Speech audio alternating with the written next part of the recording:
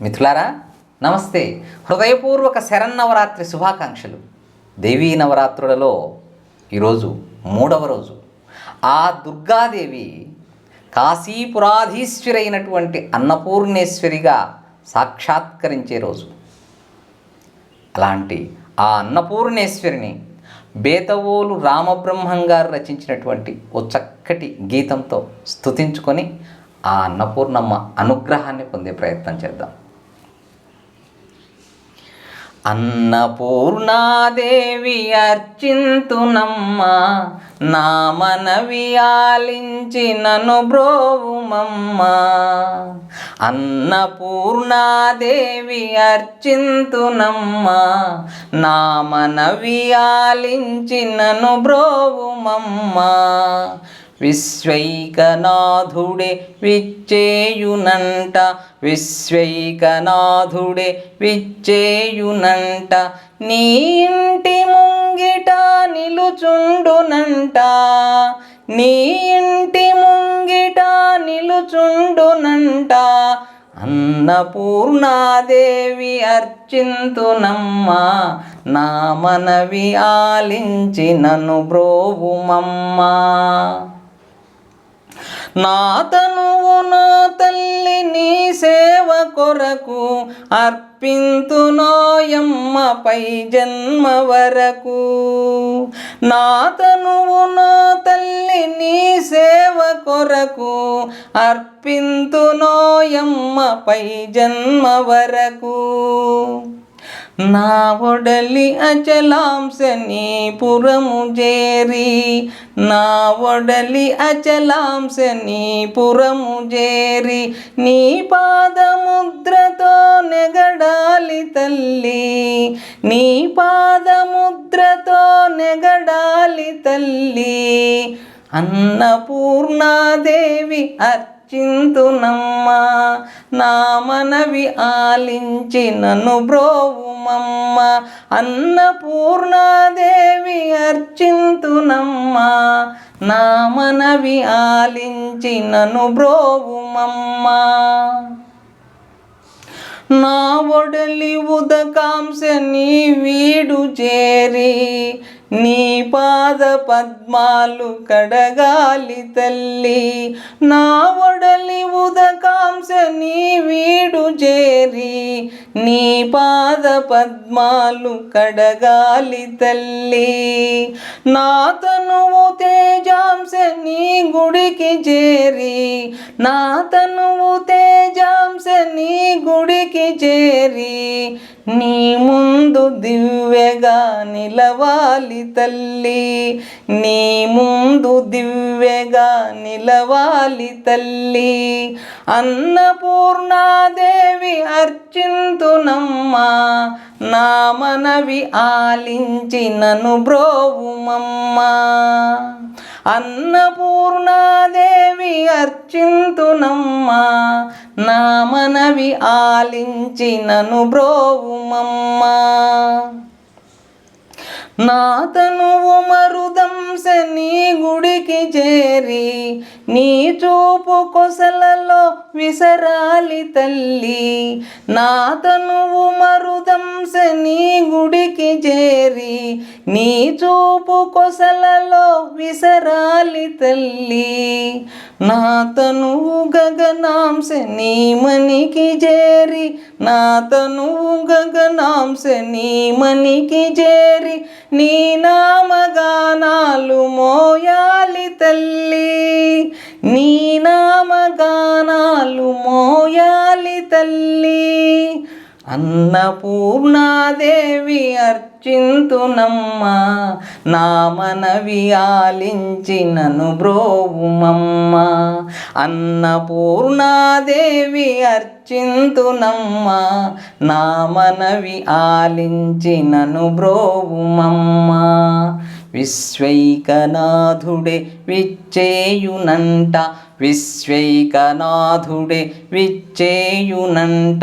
నీ ఇంటి ముంగిట నిలుచుండునంట, నీ ఇంటి ముంగిట నిలుచుండునంట. అన్నపూర్ణాదేవి అర్చింతునమ్మ, నా మనవి ఆలించి నన్ను బ్రోవుమమ్మ. అన్నపూర్ణాదేవి అర్చింతునమ్మ, నా మనవి ఆలించి నన్ను బ్రోవుమమ్మ. నా మనవి ఆలించి నన్ను బ్రోవుమమ్మ. నా మనవి ఆలించి నన్ను బ్రోవుమమ్మ. మిత్రులారా, ఈ చక్కటి గీతానికి భావాన్ని తెలుసుకునే ప్రయత్నం చేద్దాం. అన్నపూర్ణాదేవి అర్చింతునమ్మ, నా మనవి ఆలించి నన్ను బ్రోవుమమ్మ. తల్లి అన్నపూర్ణేశ్వరి, నా ప్రార్థన విని నన్ను ఉద్ధరించు తల్లి, నన్ను కాపాడు తల్లి.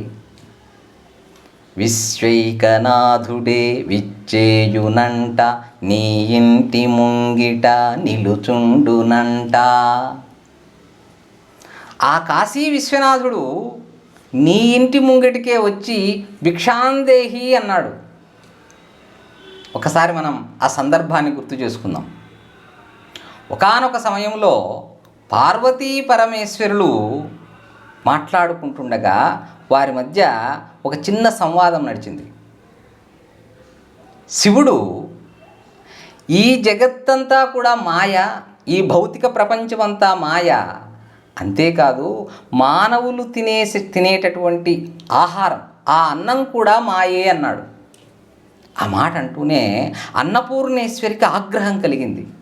భౌతిక ప్రపంచం మాయ అన్నాడు, సరే అన్నం కూడా మాయ అంటాడేంటి అనుకుంటూ అమ్మవారు వెంటనే అంతర్ధానం అయిపోయింది, అదృశ్యమైపోయింది. ఎప్పుడైతే అమ్మవారు కోపంతో అంతర్ధానం అయిపోయిందో ఈ జగత్తు నిండా ప్రజలు ఆకలి కేకలతో అలమటిస్తున్నారు. కేవలం ఆకలి వల్ల, ఆకలితో ఉండటమే కాదు ప్రజలు, ఆకలి వల్ల ధర్మాధర్మ విచక్షణ జ్ఞానం కొరవడుతుంది. ప్రతి మనిషి కూడా ఏం ప్రవర్తిస్తాడో, ఎలా మాట్లాడతాడో ఆకలితో ఉన్నప్పుడు అదుపులో ఉండదు మనస్సు. అలా లోకమంతా అల్లకల్లోలం అయిపోతుంది. మరి ఆ అన్నపూర్ణేశ్వరి అరుణాం కరుణాతరంగితాక్షీం ధృతపాశాంకుశ పుష్పబాణచాపాం అణిమాదిభిరావృతాం మయూఖైః అహమిత్యేవ విభావయే భవానీ. అమ్మవారు కరుణాతరంగితాక్షి, కరుణా సముద్రం కాబట్టి ఆమె వెంటనే మళ్ళీ కాశీపట్టణానికి వచ్చి తన బిడ్డల ఆకలి తీర్చింది. పరమశివుడు కూడా తన మాటలు వెనక్కి తీసుకున్నాడు. వెనక్కి తీసుకోవడమే కాదు, అమ్మవారి ఎదుటకొచ్చి భిక్షాందేహి అన్నాడు. మరి అమ్మవారు బంగారు పాత్రలో పాయసం వండుకొని తన ఎడమ చేతిలో బంగారు పాయసపు గిన్నె పట్టుకొని కుడి చేతిలో గరిటె తీసుకొని ఆ విశ్వనాథుడికి వడ్డించడానికి సిద్ధమైంది. అంతేనా, తన బిడ్డల ఆకలి తీర్చడానికి కూడా సిద్ధమైంది. మిత్రులారా, ఈ చిన్న కథలో మనం గ్రహిస్తే గొప్ప నీతి ఉంది. ఒకటి, అమ్మవారి యొక్క ఆ కరుణార్ద్ర హృదయం. రెండు, ఆకలి యొక్క విలువ. మూడు, అన్నం యొక్క ప్రాధాన్యత. అంతేకాదు, ఇంకొకటి గమనిస్తే ఆది దంపతుల మధ్య కూడా వివాదం వచ్చింది. అయితే వివాదం వచ్చినంత మాత్రాన వారేమైనా విడిపోయారా? ఇవాల్టి సమాజంలో మనం గమనిస్తే బాగా చదువుకున్న వాళ్ళు, ఉద్యోగాలు చేసేటటువంటి దంపతులు కూడా చిన్న చిన్న మాట పట్టింపు కోసం వారి వైవాహిక జీవితాన్ని పణంగా పెడుతున్నారు. కాబట్టి ఈ కథలో మనం గ్రహిస్తే అమ్మవారు కోపంతో వెళ్ళిపోయింది. పర్మనెంట్గా వెళ్ళిపోయిందా? లేదు. ఎప్పుడైతే తన బిడ్డల ఆకలి చూసిందో వెంటనే మళ్ళీ పట్టణానికి వచ్చింది. అలాగే పరమశివుడు వస్తే వచ్చిందని ఊరుకున్నాడా?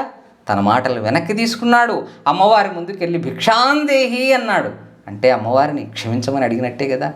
ఆది దంపతులే వివాదం వచ్చినప్పుడు పట్టువిడుపులు చూసుకొని ఒకరికొకరు కలిసిమెలిసి ఉన్నప్పుడు మనం వారిని చూసి నేర్చుకొని మన జీవితాలని కూడా ఉద్ధరించుకోలేమా? ప్రతి ఒక్కరం ఆలోచించాల్సిన విషయం. ఇక్కడ అలాంటి ఆ గొప్ప అన్నపూర్ణమ్మని నా తనువునో తల్లి నీ సేవ కొరకు అర్పింతునోయమ్మపై జన్మ వరకు. తల్లి, అలాంటి గొప్పదానివి నువ్వు, కాబట్టి నీకోసం ఈ జన్మే కాదు వచ్చే జన్మలో కూడా నా శరీరాన్ని నీ పాదసేవ కోసం అంకితం చేస్తానంటున్నాడు. ఎవరు? భక్తుడు. నా ఒడలి అచలాంశ నీ పురము చేరి నీ పాదముద్రతో నెగడాలి తల్లి.